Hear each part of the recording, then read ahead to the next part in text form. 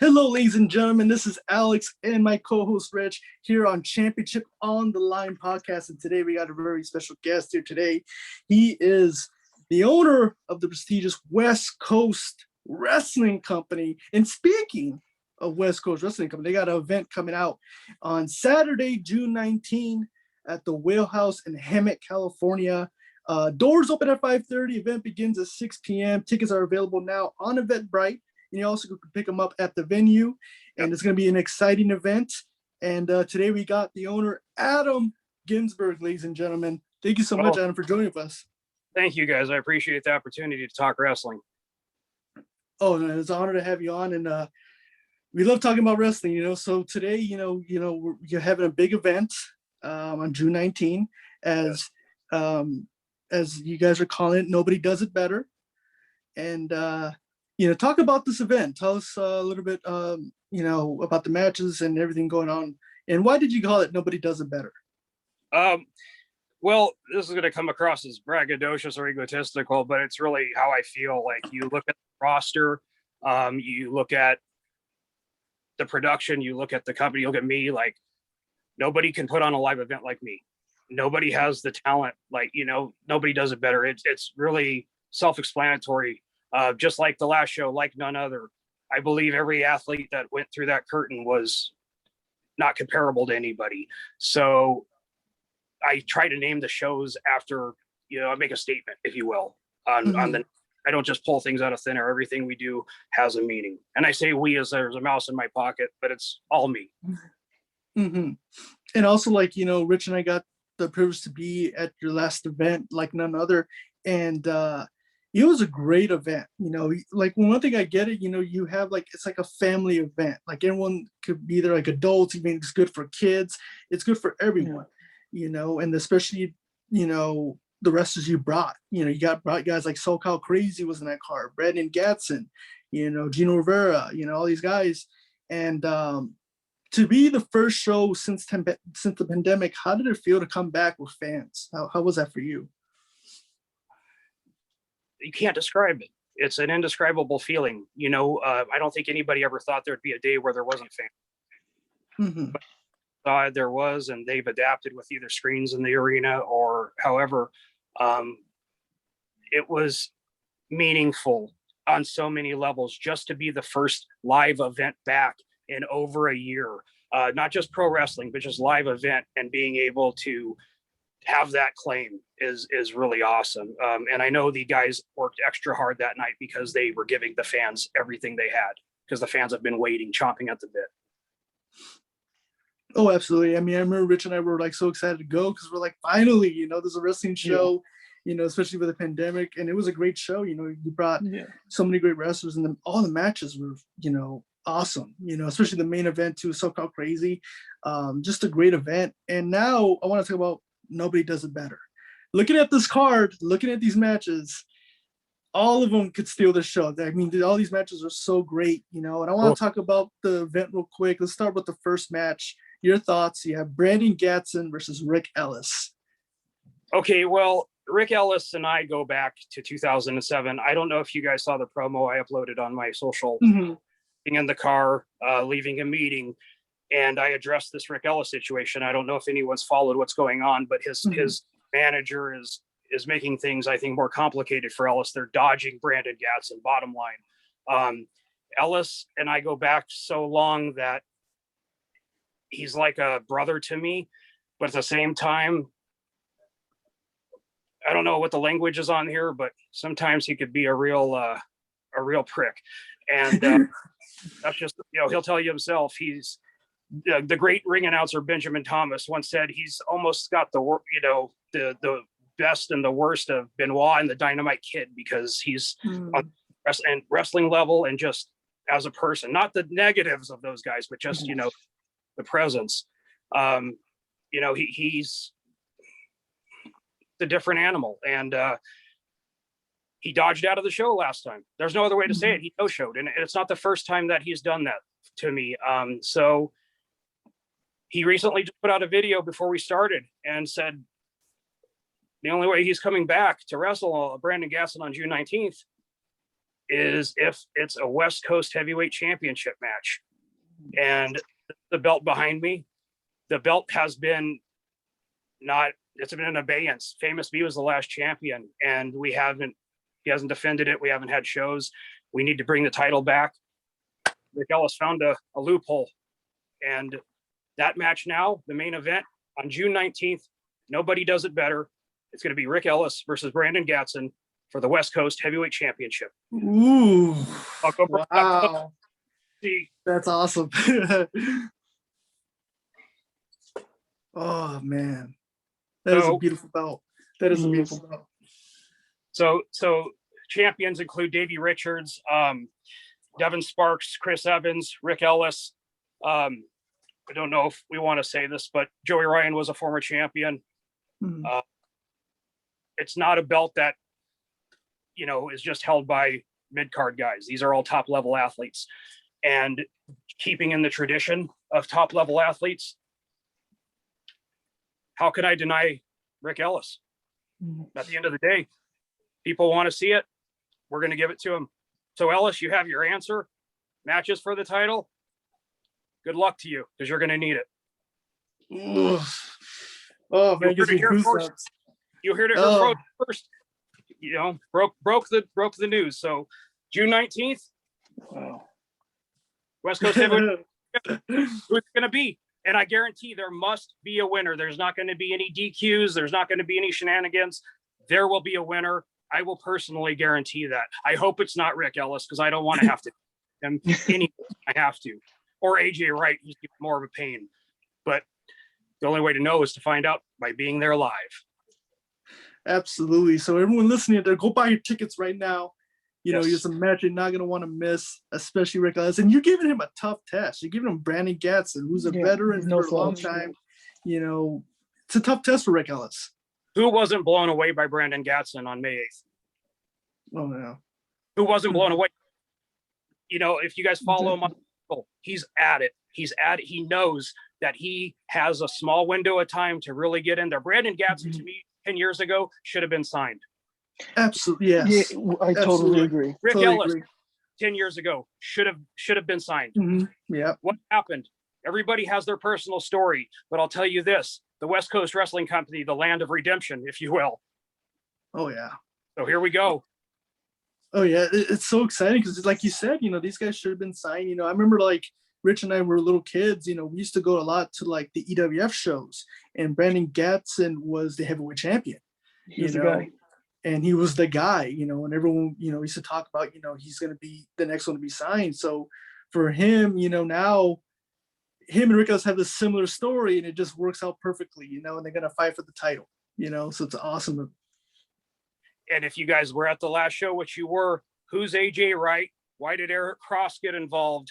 All these unanswered questions that we're going to find out all together, which I think is exciting part of, if you will, independent wrestling. There's not a lot of people telling stories. There's not a lot of, even on TV, you don't have a lot of stories that get followed up by, or there's not a lot of holes in everything, if you will.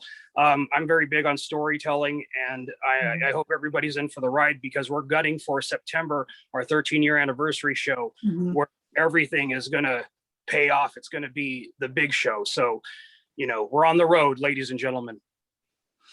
Awesome. I can't wait. And yeah, man, I can't wait for this. Just give me goosebumps. Ric Ellis, Brandon Gatson for the champion. You hear it first on Championship Online. Great it will news. be it.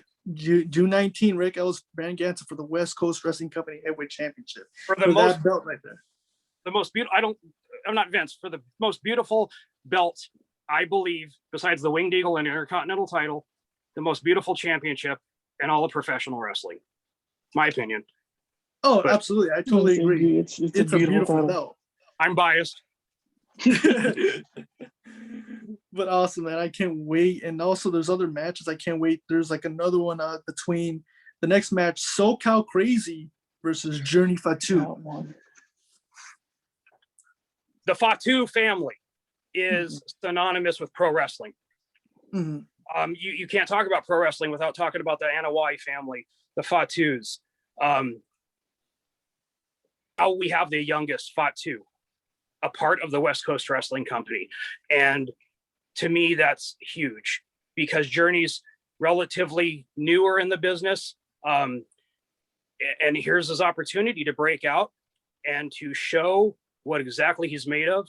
And he has a heck of a challenge on his hands against the veteran SoCal Crazy, who, let's face it, the odds were against SoCal Crazy on May 8th when Haas Hogg and Jacob Diaz, Haas Hogg is nobody to laugh at. Now you got a 300 plus pound Samoan warrior. SoCal Crazy, this might be it for him. You don't know, but Journey Fatu, I'm interested in seeing his development and seeing how he works out in the West Coast Wrestling Company. And I'm just very happy we have a relationship with the family and we're able to showcase this talent, because I believe that he's going to break out.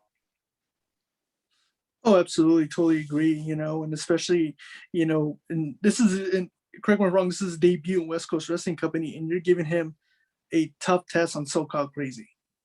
Well, the Fatus are tough individuals. Yes. And it is a test for him. Those Fatus can handle anything. And I'll tell you what, how crazy. I mean, it's going to be like, who do you pick to win that match? It's almost like you can't even figure it out, because on one hand, SoCal Crazy has the experience, but once the Journey Fatu goes, into his mode and starts swinging and everything else, you just can't tell. SoCal's got to bring his game, and it's going to be a test for both individuals. And I'm just happy to be able to be there to see it. Oh, absolutely. Especially because Rich and I were like, who's going to win? It's like a toss up. You don't know who to pick, It's hard to pick. That's the best part about this. It's easy when you can predict things, right? We can all play Monday morning quarter, all predict what's going to happen next. But I truly, just when you think we're going left, we're going right. So it's going to be for sure. Let's see what Journey has. I guarantee you that he's going to impress a lot of folks. And I'm looking forward to it. I really am. Oh, absolutely. So are we. And, great. I mean, geez, this is only the second match we're talking about here. Yeah. It's, I'm already excited, Double main event, ladies and gentlemen. That's what it's about. You got to have an attraction. And it doesn't get any bigger than those 4 individuals splitting the main event.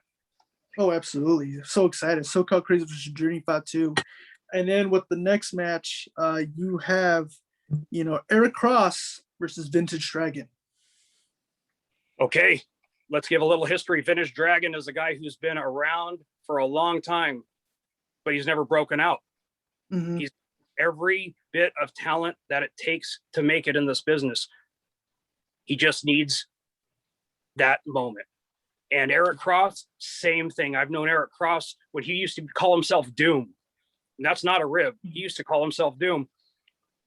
I've known these guys for a long time. They both have the potential. And we're going to find out who rises to the occasion. Something tells me both men are highly motivated. And it's, again, who do you pick? Because both men have that key factor, that motivation. Because guess what? Now the title's involved, the stakes are higher. And that's what it's about. Yeah, oh, absolutely. Especially, both these guys were in the last event. Vintage Dragon had a really good match with Brandon Gatson, and then Eric Cross had a good match defeating Snipes. So yeah, very good match. Snipes is talent too, yes. Yeah, especially Eric Cross ended up beating a tough guy like Snipes, and then Vintage Dragon coming from a really tough match with Brandon Gatson. It's gonna be exciting to see both these guys because they're so similar, and equal. Got something to prove. They got something to prove to not only themselves, but to that roster. Because in the locker room, it's a shoot. Breaking kayfabe, everybody has the same opportunity. It's about what you do with it. Mm-hmm. Absolutely. And again, this is another toss-up. We don't know who's gonna, we don't know who's gonna win. They're so good, and it's gonna be exciting. Vintage Dragon versus Eric Cross. Let's keep it going. This is so many great matches here. But the next match is going to be a triple threat match between Iglesias versus Richter and Uberstad. Richter didn't do well last time. He went against Biggie Biggs, and I think was a record time for the West Coast Wrestling Company, 1.5 minutes. If I'm not. On a personal note, Richter took a hell of a beating. I said, well, let's see how you can hang. Giving him the opportunity to get in there and make a name for himself. Gusten Uberstad, another guy who I've seen has it, just needs to be brought out of him. Iglesias, same thing, has it, but some of the guys need help bringing it out to translate to the connectivity. So all these three guys, again, all three have something to prove. And don't think for 1 minute that they're not going to try to top each other. And that's what I think is exciting as a fan, is that these guys legitimately are competing for that number one spot. So, you know, all bets are off. Oh, absolutely. And especially like, you know, the last event, it was Iglesias versus Uberstud, Gino Rivera, and Jack Cartwheel. And Iglesias come out with the win, but it was a little bit controversial because Uberstud thought he had won the match. Yes. Referee called what he saw, and it's very tough. Sometimes nobody understands how tough the referee's job is. And they got to keep, you know, maybe going forward, a four-way or a triple threat has two referees, something to consider. You know, who's the rightful winner? These guys get to go in again and find out. Oh, absolutely. And, you know, like you said, you know, Uberstud wants to prove that, you know, he's the best. Yeah, he belongs. And the same thing with Rickster, too. You know, he didn't have a good match last time. So he pretty much has a second chance to prove that he actually does belong, you know, with the top dog. So got out of intensive care a week ago after his match with Biggie. So his first bit of action is back next Saturday. But no, I'm looking for big things from all these guys. You know, all three of those guys grabbed the brass ring, and it's real. Oh, absolutely. Again, very excited for this match. Iglesias versus Rickster versus Uberstud in a triple threat match. Let's keep it going with, you know, speaking of Biggie Biggs, he is going to come back again for another open challenge. Whew, I feel sorry for whoever. I just putting it out there. Biggie Biggs, what do you think, guys? What do you think? I feel that when people face him, they're not an opponent. They're more like a victim, right? When they get in the ring with him. I mean, what do you think, Ali? I mean, he's just.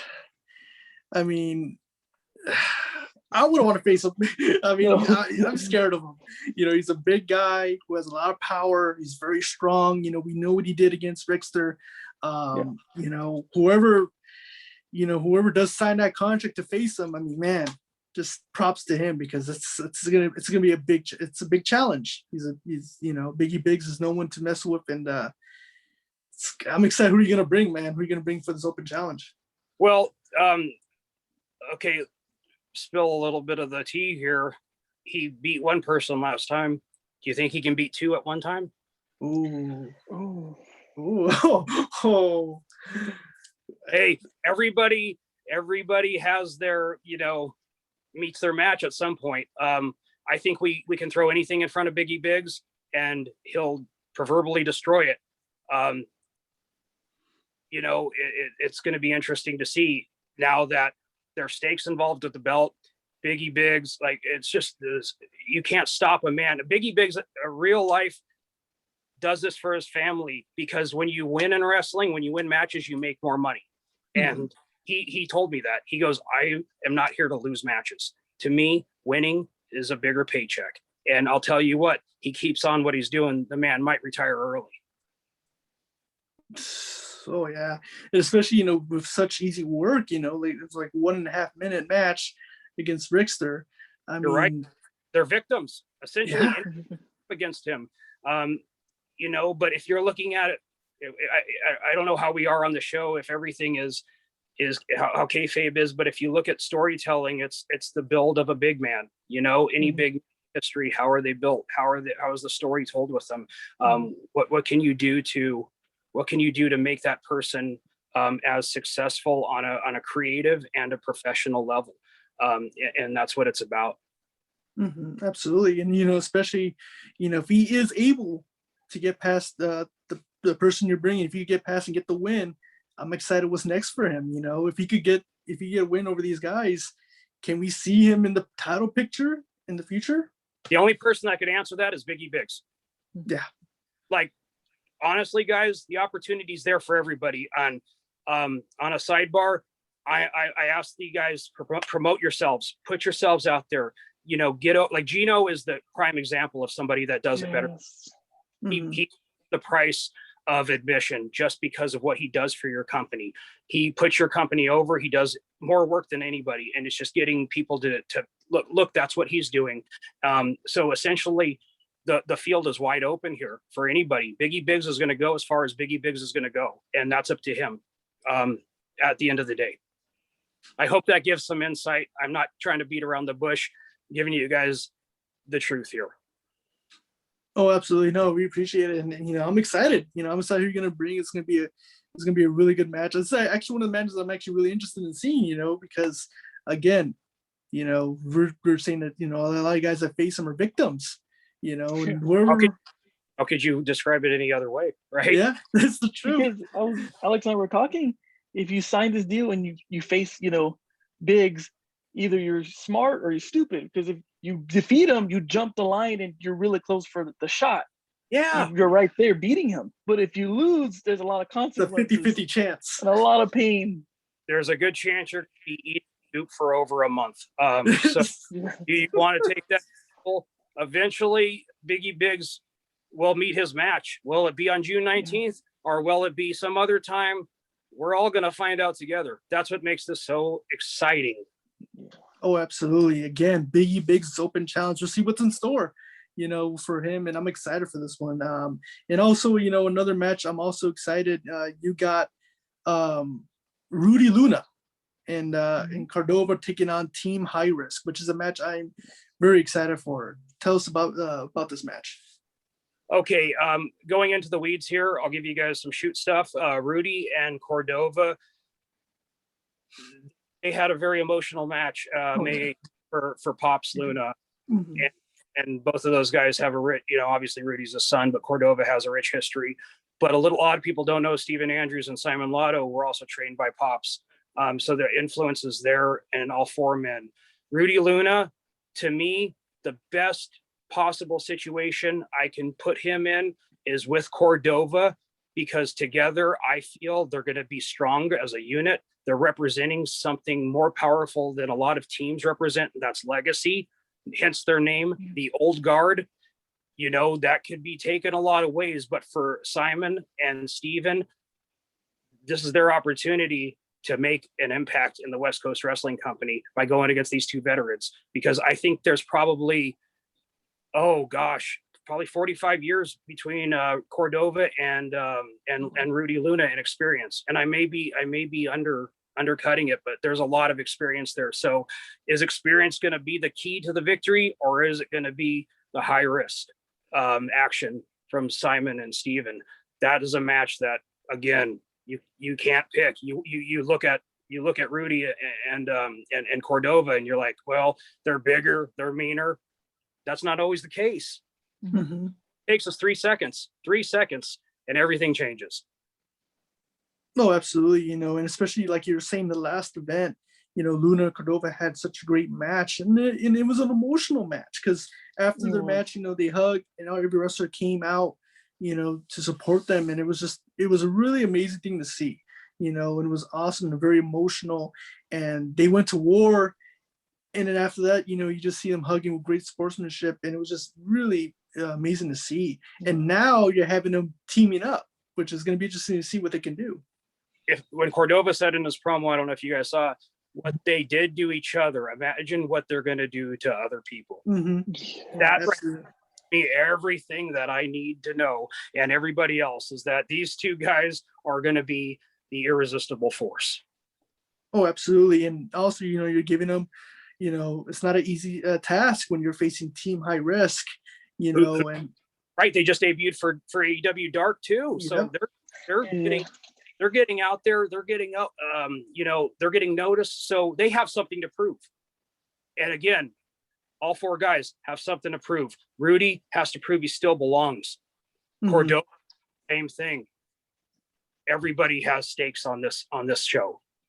Oh, absolutely. And especially, Team High Risk, they were in BTE, they had matches with the Young Bucks and SCU and AEW. So, and it's crazy because you look at these guys and you're just like, oh, they just look like, your average wrestler. But no, especially the things they could do in the ring.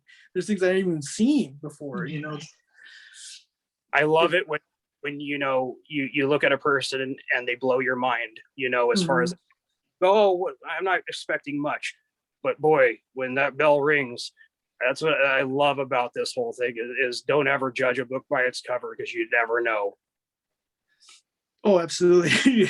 Yeah, because I remember when watching BTE, I was like, oh, like jobbers. That's what the young bucks are saying. And now, they take chances, they take high risks, and that's, they do things that you don't even see, and it's just amazing to watch. And don't think for 1 minute that they're not trying to break that stigma of being those guys. They're wanting to be taken seriously. Mm-hmm. They out of that shadow. Everybody knows that the Bucks are their best friends, and sometimes that could be a very detrimental thing to your career. So I'm expecting Steven and I'm expecting Simon to step out of the shadow, prove that they belong because of their athletic ability alone. Oh, absolutely. Yeah. I mean, I know Rich were talking about, we're excited for this one. I mean, Cordova versus Luna versus Team High Risk. It's like you said, it's going to be just seeing what they could do as a tag team, and then also Team High Risk too, what they can do in the ring. It's going to be exciting. This is a match I'm really excited for. Again, Team High Risk taking on Cordova and Rudy Luna. Man, just naming these matches, man, have got me all excited, man. This is, these matches are awesome. That's the goal. If at the end of the day, I don't have an attraction people want to see, then, I'm competing with other wrestling companies, but I'm also competing with life. We live in California, you can go to the beach, you can go to Disneyland, you can do all these things. Why come see a wrestling show?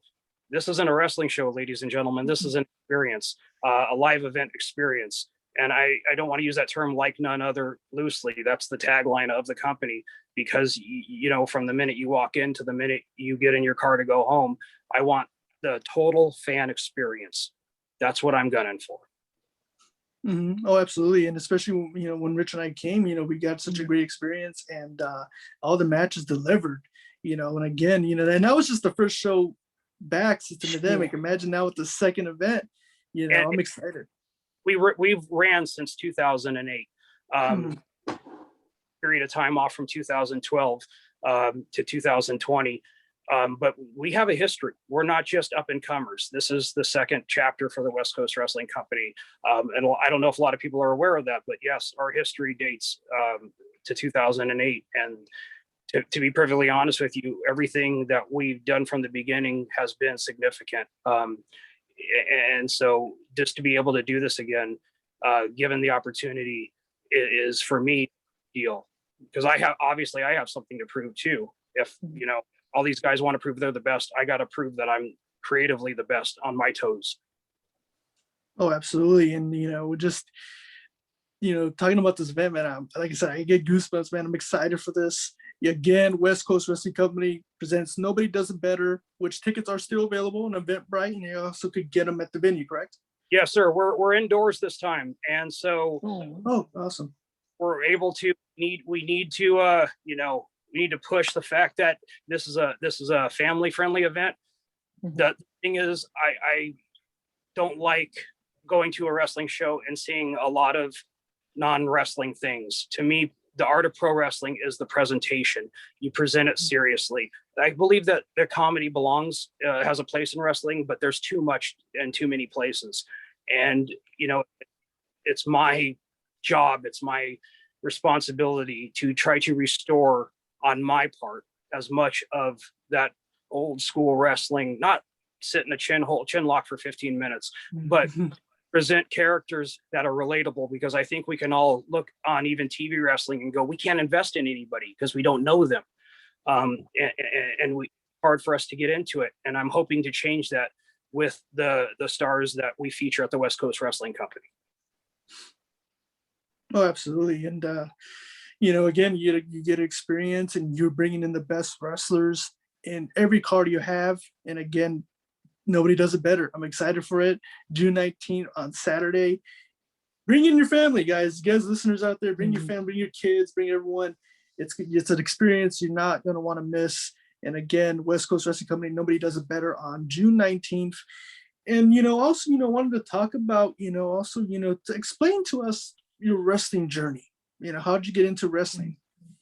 Oh man, this can go forever. I can't really pinpoint a certain trainer per se, but I can tell you since I was 2 years old, this is all I wanted to do.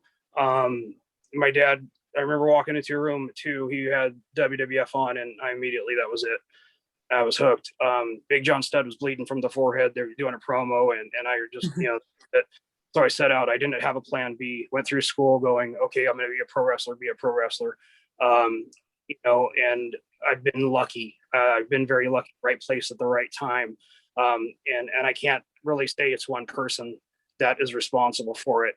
I trained a little bit at UPW when I first came down, and from some guys named Benny Ives and George Davis, who had a promotion out in Santa Clarita in 2001 and 2002. And they're not names that you hear about. They're kind of lost in history, but they gave me an opportunity. And there's really no one thing. I was lucky enough when I was 16 years old to go to a WWF show at the Pond, and I just happened to stay after. And I've always wanted to take down the ring or just be a part of it. And I asked, and I met a friend of mine who would become a friend of mine through that. And I got to do that for a little while and learn some things there, and just not your typical journey through pro wrestling. Kind of found my own niche, went in my own way. And, 20 years later, this is the 20th year I've been in it. So doing something, I guess, to hang around for this long. But it's just, you couldn't tell me this wasn't something that I wasn't going to succeed at. And unfortunately, my career wasn't as long as I wished. I've had a lot of back surgeries, a lot of, body broke down. I took a lot of high risks, maybe some things I shouldn't have done in the ring. But, it's kind of just always that mentality of the fans are paying to see you. You got to give everything you have. And so when that came to an end, it was like, well, behind the scenes, man, this is something I'm interested in. So that's where my focus is. I don't know if I answered your question, but. No, you did, absolutely. And when a wrestler makes the decision that they're not going to wrestle anymore, how difficult was to make the decision? This is it. I'm gonna do something new in the business. Easy, because I'm better behind the scenes than I am in the ring. Personally, like, that's my strength. A lot of guys don't know that. A lot of guys, think that they're great in the ring, and some are, but behind the scenes is really where, you get to learn. That's, and I look at myself as a director, as a producer. I like to take talent. If you look at guys on our show, they're not fly-in guys. They're not name guys. And I do that for a reason, because I want to create these guys. I want to help create and develop their characters so they get over, so they get signed. I want the West Coast to be a stepping stone for these guys, because I believe in every single person that's on the show can do greater things.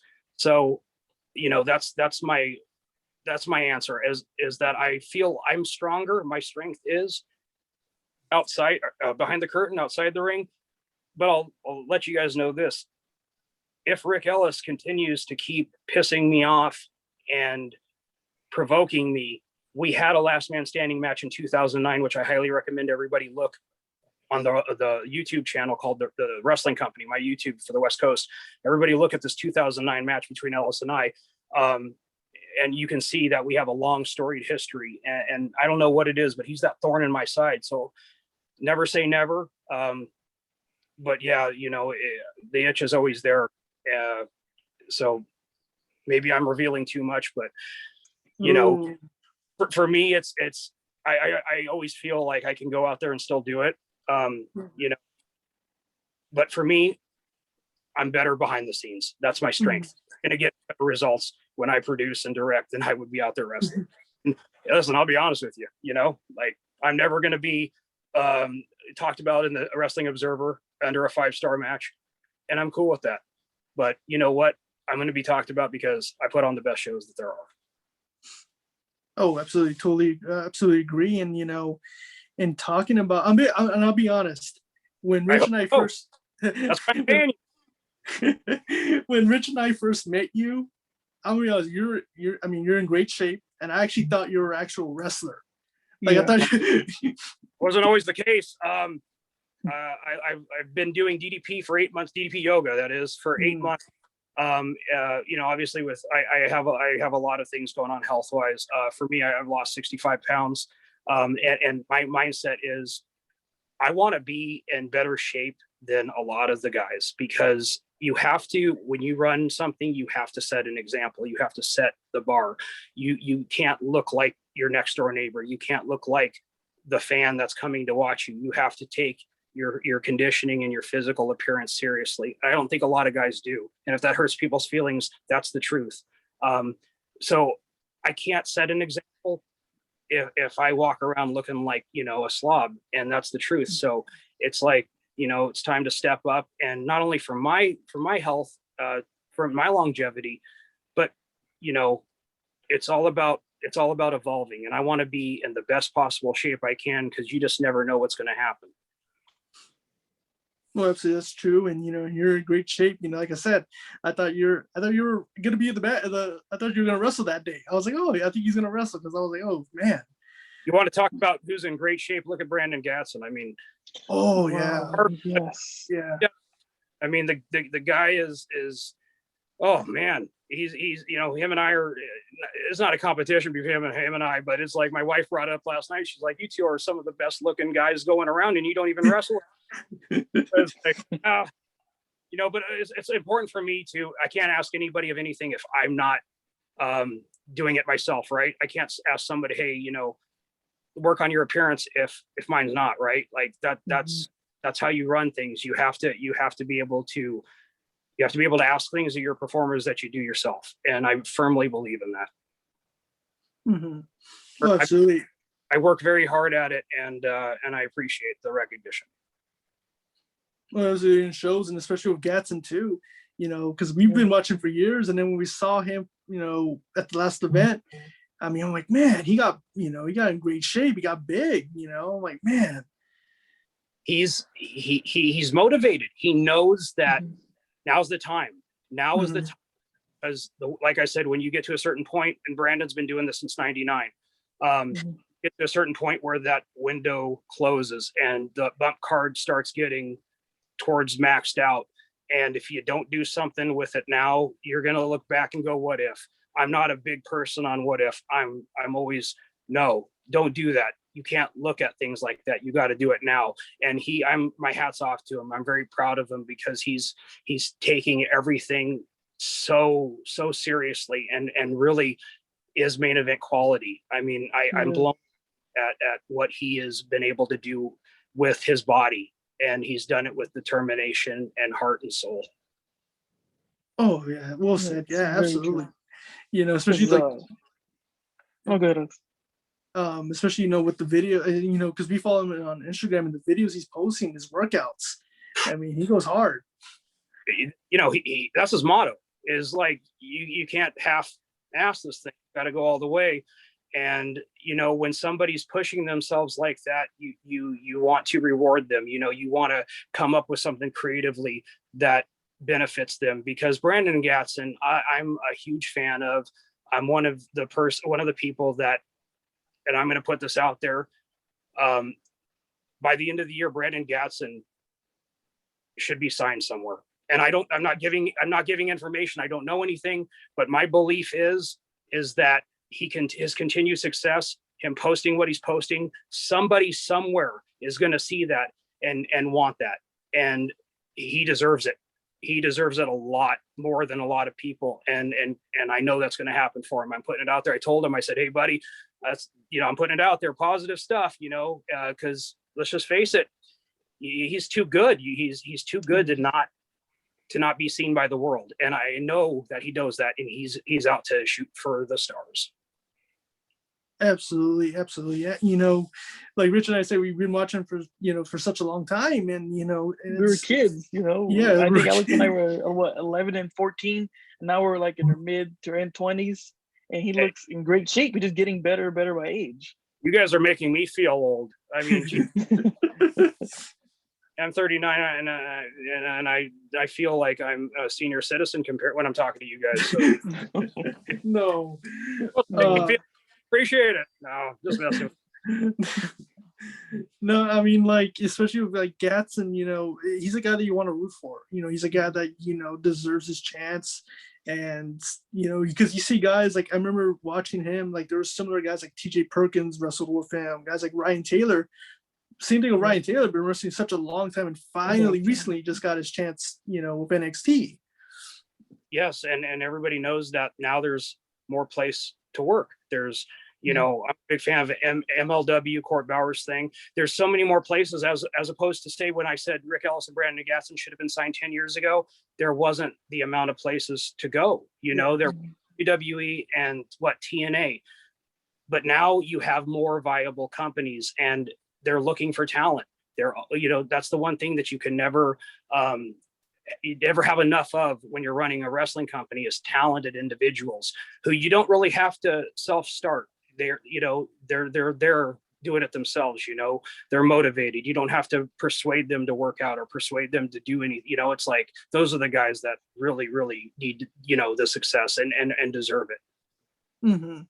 And also, like the last event you had, the guys that you have, everyone has like a similar background. Like Brandon Gatson years ago, he did had a trial match that I remember when he faced Crime Time. And I remember and then talking about Gino Rivera, he also had a trial match at 205 Live, and then even Iglesias had a trial match in Raw. So it's almost these guys, they have something to prove, and everything is similar. Everyone has a similar background. Here's the thing, and I believe this is that a lot of these guys, when they're booked, they're not presented to their fullest, and that's nobody's. I wouldn't say it's nobody's fault, but it's my responsibility to, okay, if you're not getting over somewhere, what is it? Let's work on it. And I want you to, if there's stuff that you're weak on, let's avoid that. If you're strong on, I take the philosophy of Paul Heyman. He's one of my influences as far as creative. It's like hide the weaknesses, accentuate the positives. And so a lot of the guys, how their presentation is, they're never going to be in a position to get past a certain point. And that's not, I hope that's not taken disparaging, but it's like here at the West Coast, guys are have you seen guys presented differently with me than you have somewhere else? That's what it's about, is giving guys sometimes a fresh coat of paint, and that do wonders. So, it's all about how they're presented. And that's how you get emotionally invested into these individuals. Mm-hmm.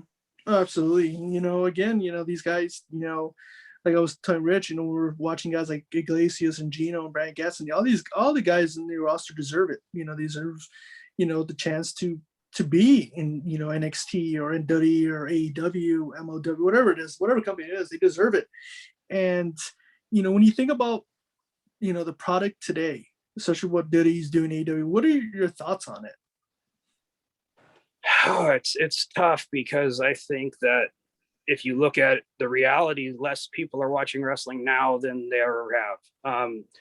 There's a reason for that. And I'm going to harp on, there's not anybody that you can root for. There's not I think the last person that truly was in that position was John Cena, where it connected with the audience. And that's not a knock on any of the current talent, because it takes a tremendous individual to step through those ropes. But it's wins and losses. It's very important. Wins and losses matter. How a person carries themselves outside the ring. But what's missing from today's product is just, you can't sink your teeth into a person. You have your favorites, but there's really nobody that has that connection. And that's, I think, what was it? 8 to 10 million people in the Attitude Era at the height were watching wrestling. Now it's under 2 million. Where did those people go? A slew of people left after WCW got bought, and they never came back. But wrestling over the course of time hasn't done itself any favors, because there's been guys that have deserved better than they've gotten. The booking is, be honest with you, it's a 75-year-old guy who the writers are trying to impress, and he has, and until that changes, that's the way it's going to be. But, it's all about connecting with the audience to me, and that's what's missing. And it's not for lack of effort, because the guys work their tails off, harder than they ever have. It's just how they're featured, and do you care at the end of the day? Are you going to care enough? And the answer is not really, because there's nothing to. So you gotta spend the time into developing somebody that, like, you can buy. Like, nobody buys the Fiend, nobody buys the Alexa Bliss thing. I don't know what audience that's catering to, but I'm a person that sees that as beneficial. And that's not to knock anybody, but what is that doing to help the business? It's taking the business and devolving it, right? So to me, it's like, why do that if it's not going to help? But it's like, it's not talent. It's not the talent. It's just, who's in charge of the talent. And that answers a lot of questions. You hear that a lot of times from guys who left the company. They're playing to an audience of one. And unfortunately, like, that's the truth. So it's like, I want wrestling to succeed. I remember in 1998, not everybody, but majority of people were wearing wrestling shirts, and gosh, you'd be remiss, right? Walked out into a mall and saw any wrestling stuff, so that's a big thing. It's making wrestling cool again. And I really believe it's not that hard to do. It's just, I don't know why people aren't doing it. Here I have the answers to everything, right? So I mean, like you said, like when Rich and I, when we do watch, Monday Night Raw, it's just some of the things they're putting out there. I just don't get it. And, and it's just not, I mean, I'll be honest, this is not good. It's not. Yeah. It's not good. Like during the middle of wouldn't even be like an hour. We'll watch probably underneath an hour and I'm like, we'll change it. It's just because it's not good anymore. I think they depend on more on just on promos and storylines, and it just doesn't make sense. I mean, hold the Alexa Bliss thing. I mean, it's just how long are we going to see that? Like, it's going to be a telltale sign, hopefully, for the company when they're in front of fans again on a regular basis, because right now they don't have a barometer besides the ratings, which is really the only barometer of what's getting over and what's not. You can look at the ratings and see what segments are getting, and do less of that. To me, it's very simple. The people, any wrestling fan wants to see somebody in a fight. They want to see a larger than life person, not just physically, but somebody that projects. Like Gino's 7 foot tall, with the way he portrays himself, with the way his presence is. Yeah. The monster. When you see him, he's this little guy who just runs his mouth, right? He has a presence. And that's the thing, a lot of guys, I don't know how serious a lot of guys take it, if it's just going to collect a paycheck, or if it's, I don't know. All I can tell you is I eat, sleep, and breathe this stuff. And I'm always thinking about how I can help the business, and leave it better than I found it, and help it in a positive way. That's it for me, so whatever anybody else is doing, go man, go. All I want to do is put out the best product that I know I'm capable of doing.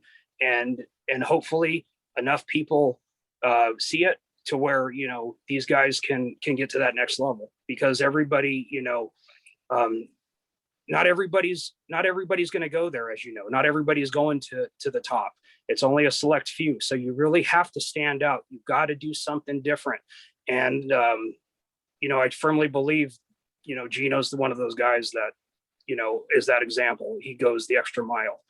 And so in a roundabout way, that's what, that's how I feel about wrestling. I'll always be a fan. I'll always watch it. I love it. It's declined in popularity because of a reason. It's not because people just don't want to watch wrestling. They do. But like UFC's taken a lot of pro wrestling people, because UFC is pro wrestling. The promos, the stories, it really is. And so, I'm hoping that it changes and gets better. But then again, really right now, I just care about the West Coast Wrestling Company. That's my concern. As long as people are happy and the fans enjoy themselves, it's going to benefit everybody. So I hope the business as a whole will benefit the West Coast Wrestling Company. Maybe I worded that wrong. If the business is hot, then we'll be, it trickles down. So I want the business to succeed. So, for me, it's like, yes, let's do this, guys. Let's not hold back anymore. Let's give the people, for instance, when Stone Cold, on Raw, it was a hook. Stone Cold's going to show up, anytime. And then you'd have that suspense. You'd have that, oh man, when is he going to show up? And when he does, he didn't, all hell was going to break loose. And that's what's missing, is that hook, that thing that's going to keep you watching. Oh yeah. And especially like, we don't, like you were mentioning, guys like, John Cena, Stone Cold, even like The Rock, they were world famous. You didn't have to be a wrestling fan, you knew who they are. Mm-hmm. And now there really isn't a guy like that. There really isn't. Yeah, and I think a lot of that goes back to Vince.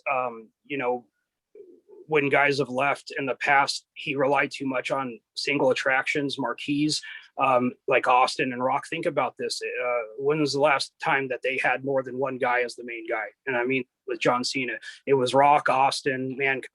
When all those guys left, it was Vince promoted WWE as a company. He didn't rely on that one star to carry it, and for whatever reason. So you don't have that, oh, we're going to go see Roman Reigns tonight. You don't have that use. Oh, WWE's in town, and Yeah. I think that doesn't help, but, that's just my educated guess. I think I'm right. You guys chime in, tell me what you think. No, I mean, it's true. He's just selling more the brand name instead of the stars. It's Sir Alex and I were kind of putting examples like, when you're a kid, you see the circus, you're thinking of the main attraction of the tigers and the monkeys, and now it's not like that. You're just thinking, oh, Ringling Brothers is coming down the street. Sure. Yeah. Yes, fair enough. Same way with wrestling. So, my goal is let's get guys over. The only way guys are going to get over is if they have creative they can work with, and if they're directed right and they're produced right. And I feel like I have an innate ability to see stuff and talent that maybe they don't see themselves or others don't see, and bring that out of them. And that's what, you guys follow the West Coast Wrestling Company.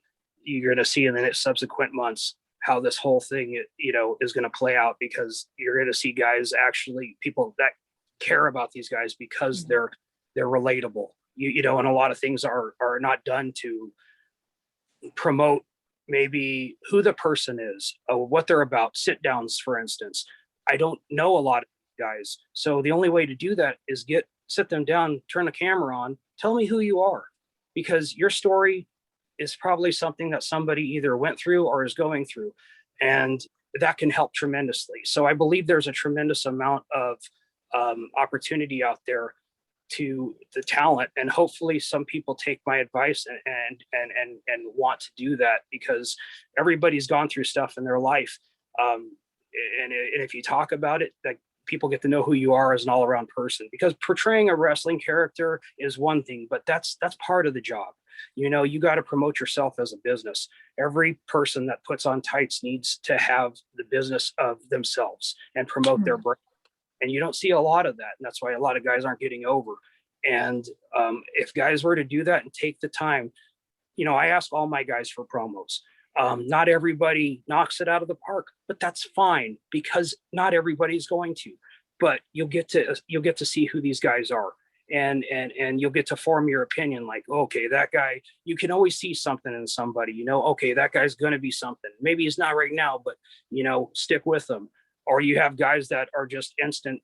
They just pop off of the screen because they're so charismatic.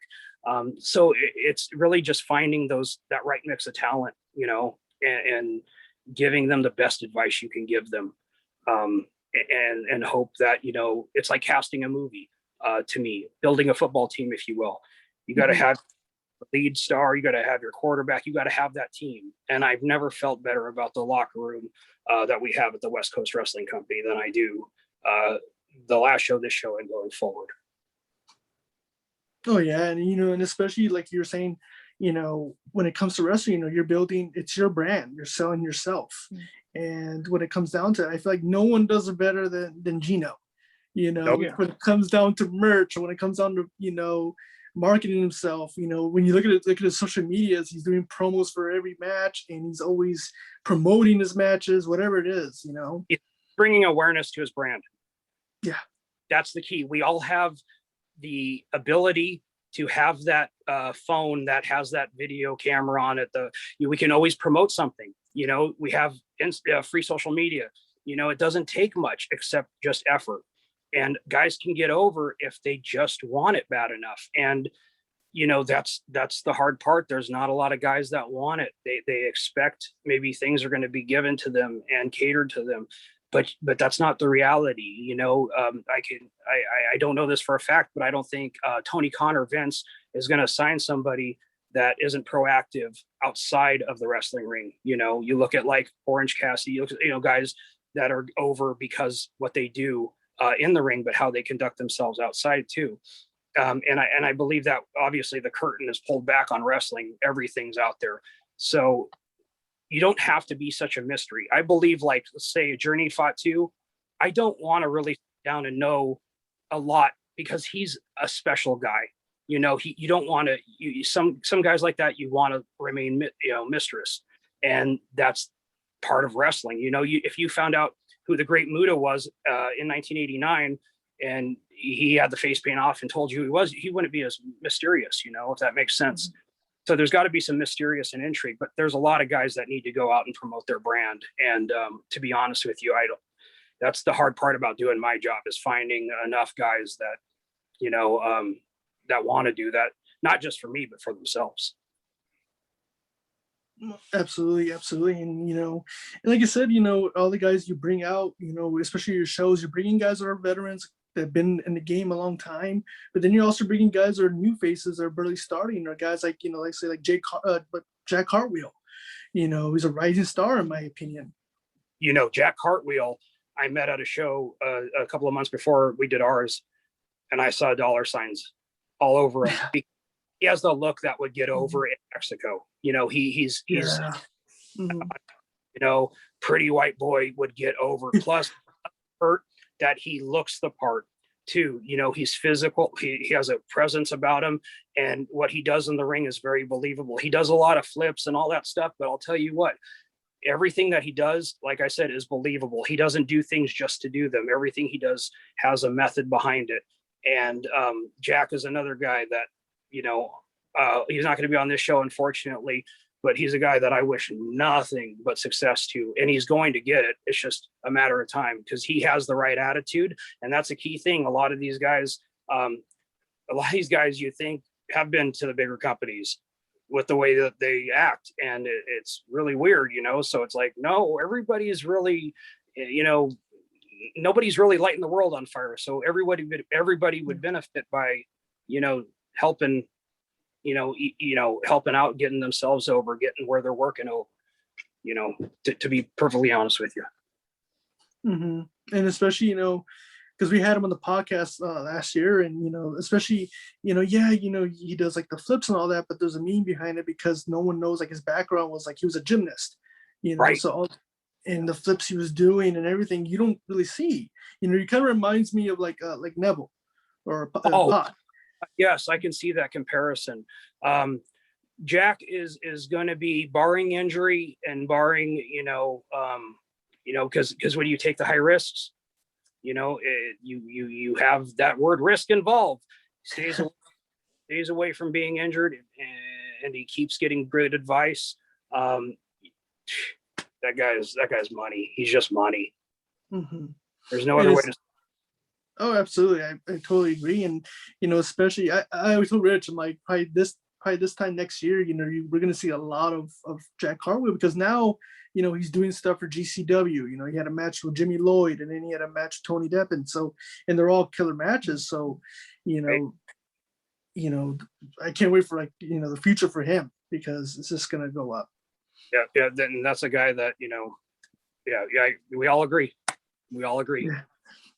Absolutely. And, and to go back, I want to go back real quick. When did you decide the decision to open your own business and to start West Coast Wrestling Company? When did it all start for you? Oh, well, just like every wrestling company that starts, it's because somebody didn't get treated right at the company they were working at and said they could do this better, right? That's a lot of these wrestling. I was working for a company called New Wave Pro Wrestling, owned by Andy Jasek and Trevor out in San Diego. They opened in 2007. We worked together. That was my career was winding down. I was a general manager. We didn't see eye to eye on a few things anyway. Me and Devin Sparks, who I don't know if you guys are familiar with, but he's another guy that should be somewhere, but for some reason isn't. Said we could do this. We could do this better with our creative and our, and it's I love Andrew Jasek. He's one of my best friends, but sometimes you need to realize, like, and I believe in myself enough to where I could go out on my own and do something great. And I needed that to happen in order for the West Coast. I had a wrestling school at one point, and the students that I was training, we didn't have any show planned. So the West Coast became something that was born out of necessity, if you will. It was like, hey, Devin and I thought we could do something different. And plus we had students that were, like, what are you working for? You got to work for something, right? So it was like the West Coast is basically something that we looked at and said, hey, this is how we see pro wrestling.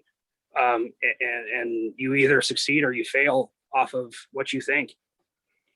And so, yeah, that's how it all started. And, it's been, gosh, I can't believe it's been 13 years, but yes, I mean, and I've caught a lot of lucky breaks. I've had like great venues.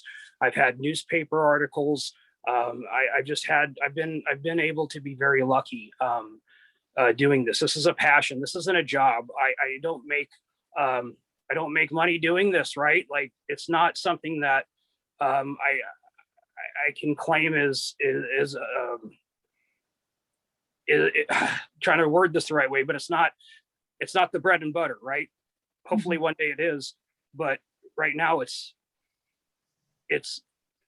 the passion, the drive, and the determination of making it something bigger than it is, if that makes any sense. No, it does. And, and when we go to your events, we see it, we see, the passion that you put into these events, and it's amazing to watch because, like you said, we saw you and you're all over the place. You're dealing with, dealing with the merch and then dealing with tickets, and then you're over there dealing with the talent. For a person that doesn't know, how much planning does it go to dealing an event, especially like a day of the event? Well, hopefully you guys are going to be able to do a documentary on me about this, because it's really something. But what this is a really double-edged sword here. If anybody's ever planned a birthday party or anything, just the stress involved with that, right? Anybody's ever planned anything, there's, planning an event where you have variables. You have guys that aren't under contract. So literally guys work other places, may end up getting hurt in somebody else's ring, may decide they get a better offer to work another show, let maybe the day before the show or the day of. What goes into, I probably put too much into it. And I mean that because this is all that I do as a creative, just thinking, how can we do this? What goes into it is more than I can explain. Literally, I'm a one person that's probably doing the job of 3 or 4 people, right? But what goes into it is making sure that there's awareness, that you have something people want to see, that you're getting your name out there and you're making people aware that, and it's going to be even tougher now because with opening up, it's like people are going to have more options. So you got to have something that really sticks. But what goes into it is luck, preparation, and timing. And you got to have all those things. Plus you have to have a belief in yourself that you can do this. And this, I think, is our 45th live event. So it's not the first rodeo, but at the same time, every show to me, you can't tell me the excitement level, and you can't tell me from a realistic standpoint that this isn't WrestleMania. That's how I treat it. It's as big to me as that, because I put everything into this because I love this business. I care about it so much, and I want to make sure that people know that this business can still be respected And, it's such a tough question to answer, because literally I drive myself nuts the week before the show, getting the U-Haul, driving, I own my own ring, so I don't have a lot of people that load the thing. It's me and my 14-year-old son load the thing, drive it to the venue, set it up, and I have, you guys didn't see it at the show, but I have an entranceway, my set isn't a door, a black curtain hanging on a door, I see that too many places. I'm like, guys, you could do better, so for me, it's like, I'm a perfectionist. I expect the best out of myself. And sometimes that's maybe unreasonable, but what goes into it is just pure madness. It's just a lot of crossing your T's and dotting your I's, and making sure that you're in constant contact with your talent, making sure that, they're creatively satisfied, because anybody can run a wrestling show. And I'm sure you guys have seen it, right? But it's another having an event. And that's the way I look at it. I can have a wrestling show, right? It's easy. You just have the card, but it means something when you add value to matches. Like, no matches that are on the show are just, oh, we'll just throw those guys out there because we have the room. No, everybody that's on the show has earned their spot. And it's, I get hit up all the time from all types of wrestlers wanting a spot on the show. A lot of guys I've never heard of, but it's like, the demand is out there, but I'm very picky on what I want, because I am, it's my thing, and I see things presented a certain way. So it's just making sure that, number one, I've got, there's no holes in anything I do, from the moment that my wife takes your ticket to the moment the final bell rings, that you guys, that I've done my job. And I do, that's when I really get to bask in it and go, okay, I did good. Now I got the next one. You only get that minute to soak it in. It's like, okay, you got to do this again. You got to capture the lightning in a bottle again. And, knock on wood, it's been good. It's been great. It's only going to get better. So, it's just a matter of, it's preparation, it's communication, and it's a belief in yourself. You got to believe that you're great at what you do, that's how you have to be as a wrestler, as a promoter, as a booker, as anybody. You got to believe that you're the best at what you do, or else it isn't worth doing. Oh, seriously. It's the truth. Rich and I, we've been to so many wrestling shows, and there's been times where they put just matches and that's it. With you put, there's a background to it, there's a storyline to it, and I think that's what makes it interesting. That's what makes people want to go to the shows and see what happens in these matches, instead of, just, oh, these guys are wrestling, that's it, no background, no storytelling. It's easy to do. And I've just never found that something that works for me.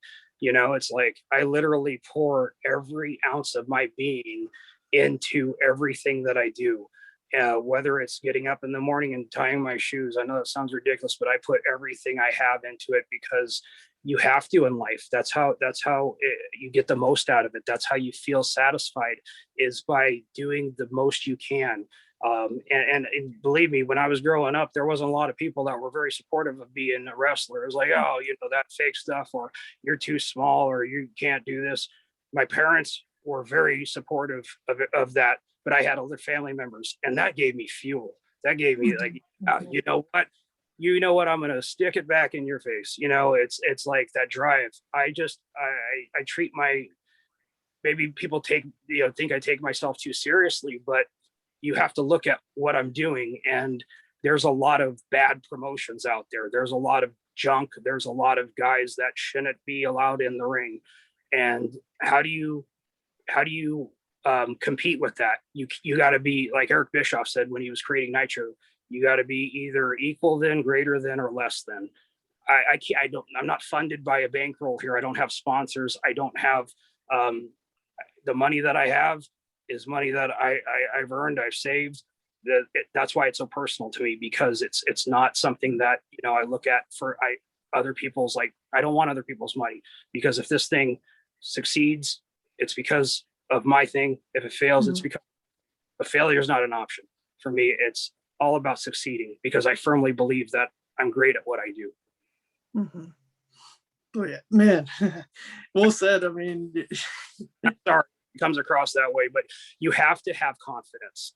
And if you have confidence doing what you're doing, whatever it is, whether it's working your job, your normal job, or doing this podcast, you guys don't want to be just somebody else that has a podcast. You want to set yourself apart. And how do you do that? Competing in a market full of podcasting. And that's, everybody's got to ask themselves what it takes to be different. And sometimes for me, it's when I'm indoors, turning off the lights, putting a light above the ring like an old house show, and presenting wrestling that way. Because that to me is, I love watching wrestling when it like a whole smoke-filled arena, and you get the fog going and all that stuff, man. It's a cool feeling. And it's more intimate. It's really more intimate looking at just the focus of the ring. Oh yeah, and especially like Rich and I, there's been times where a day in an event there'll be, there's an independent show going on, and then there's also a WWE show going on at the same day, and I'm like, no, I don't want to go WWE. Let's just go to independent show, because to me it's the best. It's the best. You get to see, and also you're seeing guys. You're seeing the future. You're seeing guys before they they make it. And I think every fan, that's like their dream, because like especially like Rich and I, when we were little kids, we saw TJ Perkins, we saw the Young Bucks, before the Carl Anderson, Rocky Romero, all those guys, and we see them, I'm like, oh my God, and when we went to the last show, I see the kids and I look at Rich, I'm like, that was like us like years ago, and they're gonna say the same thing when they see these guys going out and they make it, and it's an awesome feeling.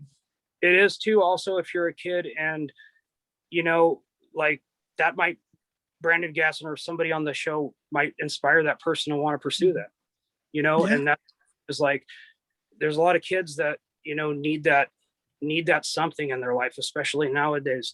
And if they can come to a show and see talent that, wow, that guy, man, I want to be like that guy. That's worth doing this. That's the reason right there, is to give back, to be able to take that young fan and make an old fan fall in love with wrestling again. It's real love. Sorry, I had an error. It's just about finding that lapsed fan. It's about finding that new fan. It's about finding that that fan and giving them something. And our shows are always, I look at it as a buffet. We have every type of style besides deathmatch wrestling, which, we've had death matches before, not like you see now, but Crazy Kyle Haystacks, who's actually breaking this story here.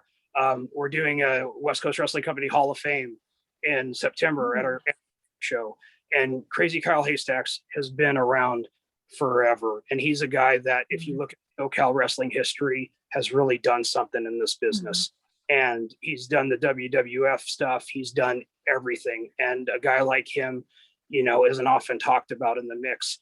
But that's a guy that to me deserves recognition, because he was there when I first ran and I didn't know who he was, but his insight and his expertise and his advice, everything that he was able to bring, helped validate the West Coast Wrestling Company and the locker room.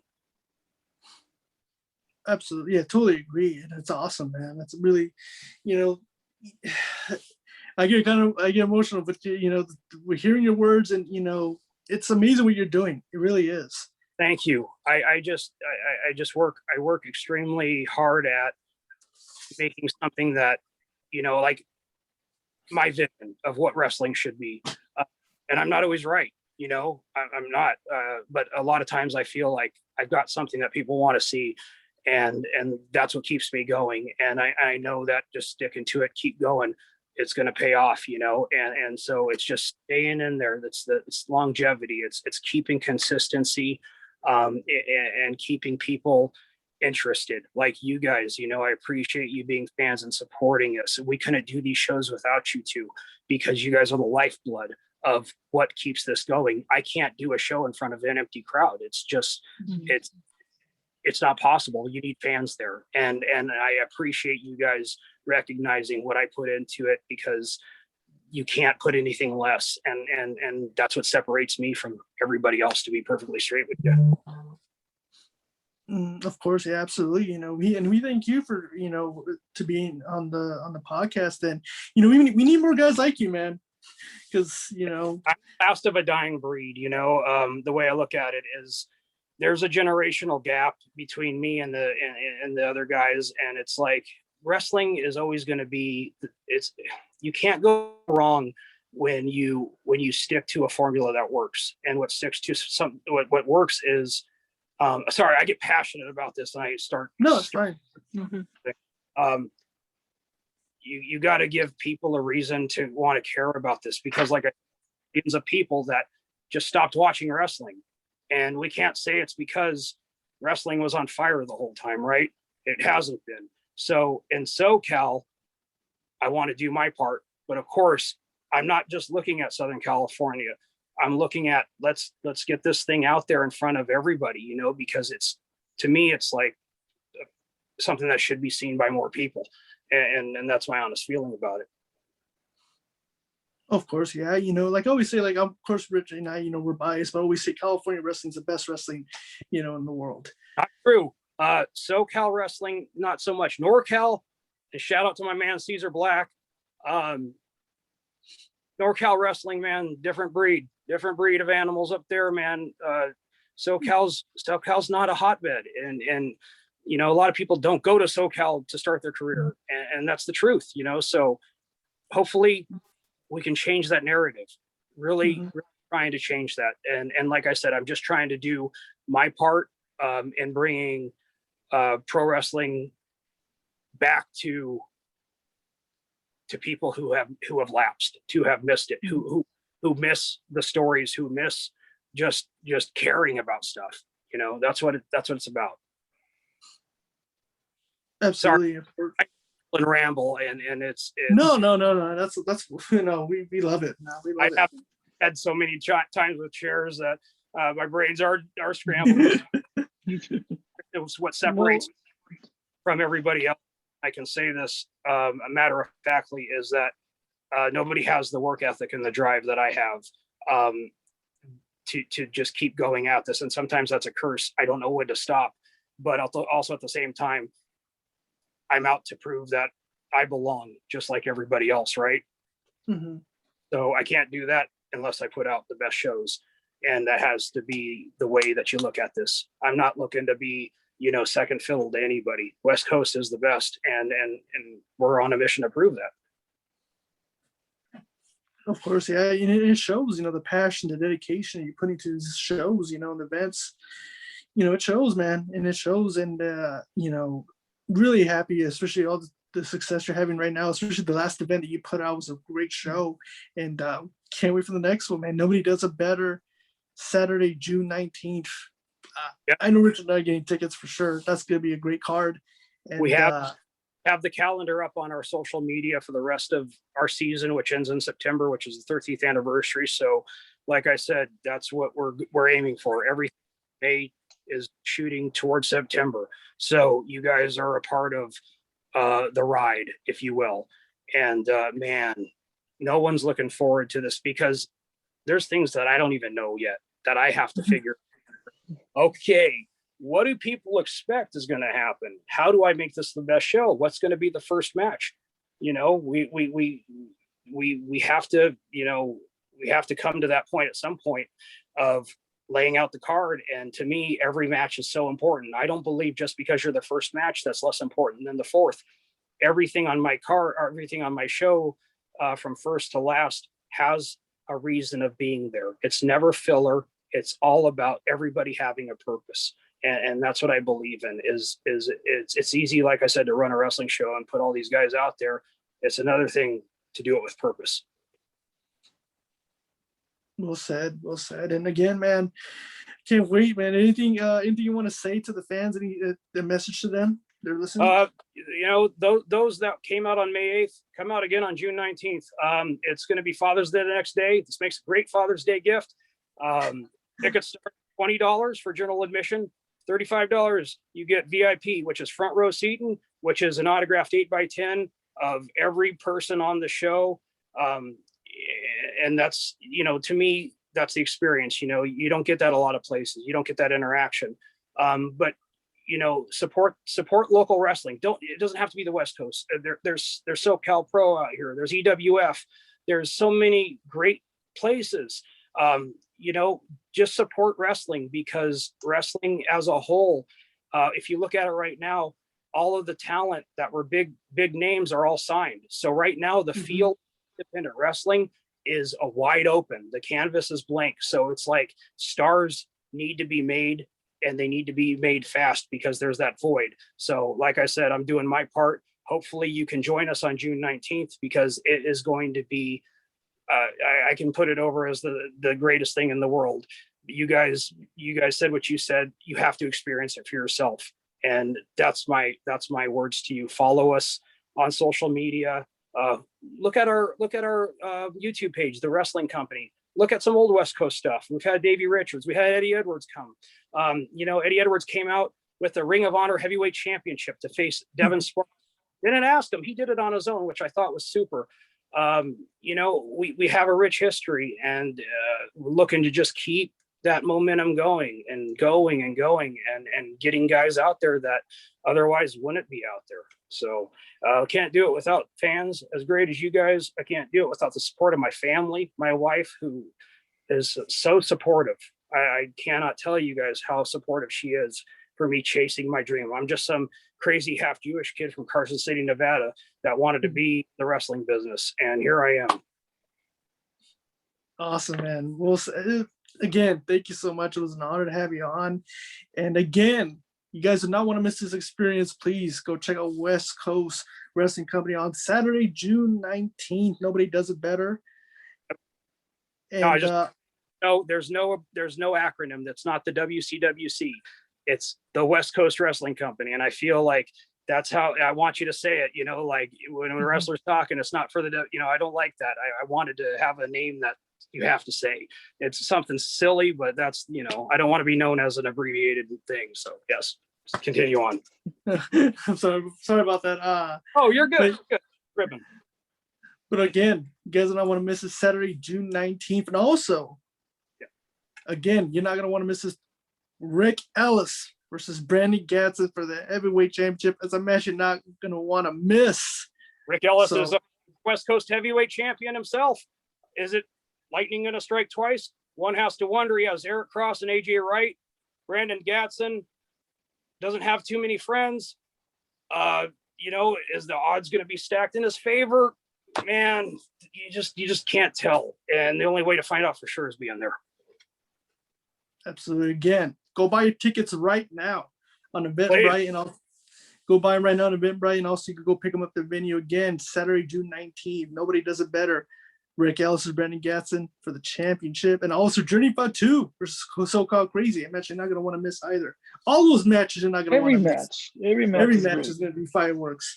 And again, Saturday, June 19th. Also, Sunday, July 25th, will also be at the Wheelhouse again for a West Coast Summer. Also, Sunday, August 22nd for a conflict resolution. And also, Sunday, September 26th, Wrestle War, the 13th year anniversary.